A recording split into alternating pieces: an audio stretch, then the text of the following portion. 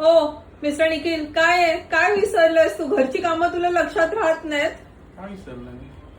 काल तुला काम सांगितलेलं मी, काय खायचं आता? उपाशी राहायचं. अरे हा, पीठ द्यायचं होतं. अगं ठीक मग? आहे ना, देईन आज.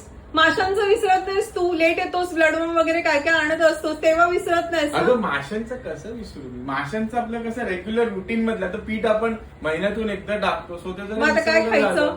डाळ भात आहे, डाळ भात करून खाऊया. बघा गायचे, असं तुमच्या घरी पण असतं का? म्हणजे माशांना ना एक म्हणजे अल्टरनेट डे तर ब्लड वॉर्म आणायचेच असतात. पाऊस पडू दे नाही तर इथे वाहत जाऊ दे तरी पण हा जाणार त्यांना घेण्यासाठी. आणि इथे बघा काय खायला, म्हणजे आमच्या खाण्याचं काय पडलेलं नाही, माशांचं काय? माशांनी खाल्लं पाहिजे बरोबर. त्यांना विसरतोस का टाइम टू टाइम द्यायला? ना त्यांना मी विसरत नाही, मी कसं रुटीन उठल्यापासून आहे ना बघ. आता लोक कसे असतात ना, समोरून बघण्यासाठी म्हणून ह्यांनी पूर्ण सोफा शिफ्ट केलेला इथे.